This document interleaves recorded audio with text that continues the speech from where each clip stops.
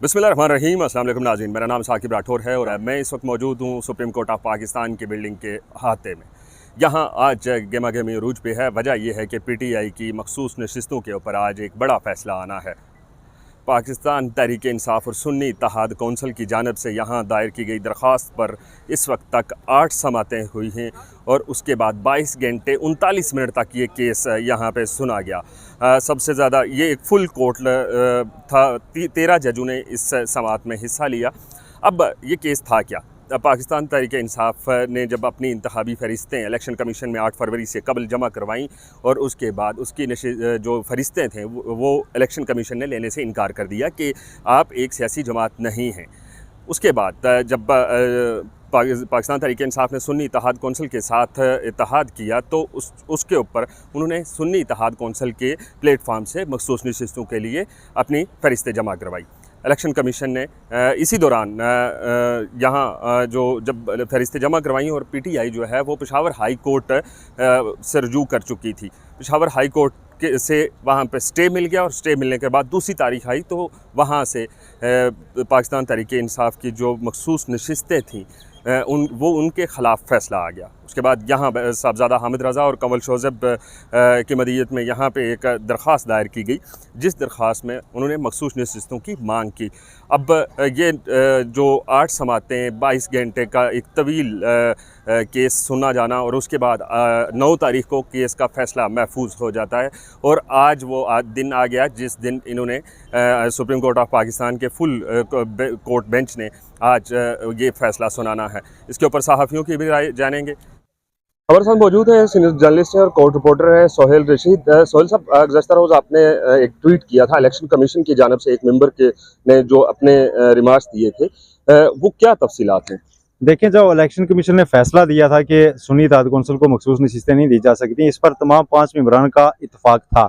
लेकिन क्या ये नशिस्तें दूसरे पार्टीज़ को दी जा सकती हैं? उसमें एक मेंबर जो हैं उनका बरवाना साहब, उनका इख्तलाफी नोट था। उन्होंने इख्तलाफी नोट में ये लिखा था कि ये नशिस्तें सुन्नी इत्तेहाद कौंसिल को अगरचे नहीं दी जा सकती, लेकिन ये दूसरी जमातों में भी बांटी नहीं जा सकती, इसलिए कि ऐसा सिर्फ आइन के आर्टिकल 51 और 106 में कुछ वजाहत होने की सूरत में ही मुमकिन है। लेकिन आइन साजों ने इस मामले को अटेंड नहीं किया हुआ और खाली छोड़ा हुआ है। तो आइन में कुछ भी डालना निकालना पार्लियामेंट का काम है। इलेक्शन कमीशन का ये इख्तियार ही नहीं है कि वो अपने तौर पर उसकी कोई तशरीह करे, ना तो वो आइनी अदालत है कि वो उसकी तशरीह कर दे। लिहाजा इन नशिस्तों को खाली छोड़ देना चाहिए जब तक कि पार्लियामेंट इसमें इन 2 आर्टिकल्स में तरमीम नहीं कर लेती। ये उनकी राय थी। लेकिन फिर उसके बाद जब ये पेशावर हाईकोर्ट मामला गया तो वहाँ से मुतफिका फैसला आ गया और पेशावर हाईकोर्ट का मुतफिका फैसला जो मैंने रात को पढ़ा, वो कह रहे थे कि इलेक्शन कमीशन के पास मुकम्मल इंसाफ का इख्तियार है और उसने मुकम्मल इंसाफ करते हुए सीटें दूसरों को दे दी। बिल्कुल ऐसा ही है और आज का जो फैसला आना है, इस वक्त तक की जो सूरत हाल है, गुज़श्ता रोज़ जब हम एक्स को या दीगर सोशल मीडिया प्लेटफॉर्म को देखते हैं तो लोगों की राय जो है वो थोड़ी सी डिफरेंट है।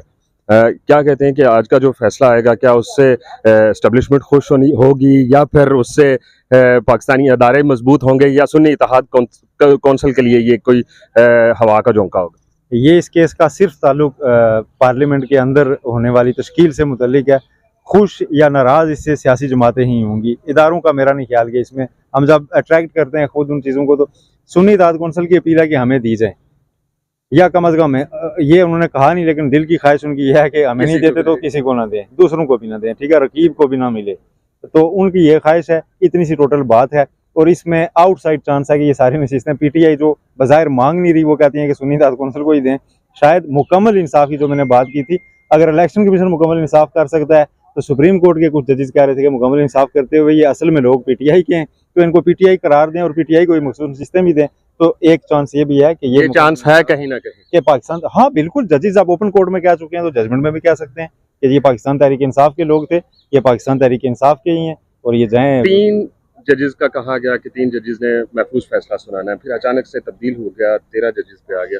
क्या कहानी थी ये? एक बात तो ये कि 3 के भी सुनाने में कबात नहीं थी, कानूनी तौर पर इसमें कोई वो था नहीं है। माजी में हम देख चुके हैं कि जितने रुकनी बेंच फैसला केस सुनता है उस सारे का आना ज़रूरी नहीं है। आप किसी दूसरे बेंच में भी वो फाइल भिजवा के ऑर्डर अनाउंस कर सकते हैं, तो इसमें कोई ममानियत नहीं थी। लेकिन उसके बाद मेरी कुछ सोर्सेज से बात हुई, उन्होंने ये कहा जी कि मुनासिब ये ख्याल किया गया कि चूँकि ये एक लाइव चल रहा केस था और उसकी बरह रास्त नशरियात हुई, तो फैसला भी वैसे ही सुनाया जाए और तमाम जजेस बैठे ताकि ये तासुर ना जाए कि कोई सुप्रीम कोर्ट के अंदर एक रिफ्ट का मौका। बहुत शुक्रिया।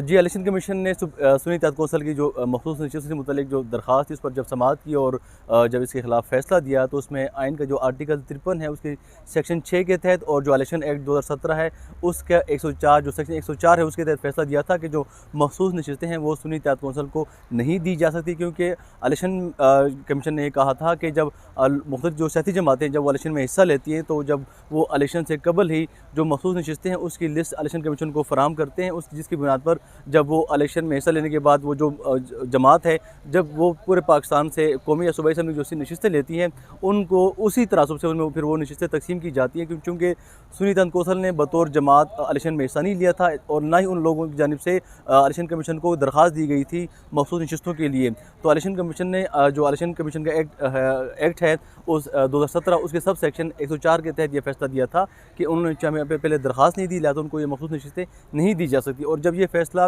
ये जो मामला जो है सुप्रीम कोर्ट आया तो यहाँ पर इलेक्शन कमीशन ने उन दो हवालों के अलावा ये भी बताया कि जो सुन्नी तहत कौंसल की अपनी जो आइन है उनका जो अपना आइन है उसमें भी ये लिखा गया है कि जो गैर मुस्लिम है वो सुन्नी तहत कौंसल के मेंबर नहीं बन सकते। तो जो गैर और जो मखसूस नशिस्तें होती हैं वो होती हैं गैर मुस्लिम के लिए होती हैं और दीगर जो मिनॉरिटीज़ हैं उनके लिए होती हैं। तो सुप्रीम कोर्ट के जो वकला थे जो उनकी टीम थी और जो उनके DG ला थे उनकी जानिब से कहा गया था कि जो सुन्नी तहत कौंसल का अपना जो आइन है जो इलेक्शन कमीशन में जमा कराया गया है उसके मुताबिक जो गैर मुस्लिम है उनका हिस्सा ही नहीं बन सकते, उनके पार्टी का हिस्सा है ही नहीं। तो अगर वो गैर मुस्लिम की पार्टी के मेंबर नहीं बन सकते, हिस्सा नहीं बन सकते, तो उनको हम मखसूस नशिस्तें भी नहीं दे सकते। अच्छा, ये बताइएगा कि आपको क्या लगता है being election commission beat reporter, क्या इलेक्शन कमीशन ने बदनीति का मुजाहरा किया या आइन और कानून के तहत वो चले? नहीं, देखें, ये जो मामला था चूँकि इलेक्शन कमीशन के पास जो अपना एक्ट है इलेक्शन एक्ट 2017 उसका जो सेक्शन 104 है उसने तो उसका हवाला दिया है ना, उन्हें ये तो नहीं कहा कि हमने इनकी जो सुन्नी तहत कौंसल हमारे पास है और उसने हमसे मखसूस नशिस्तें मांगी।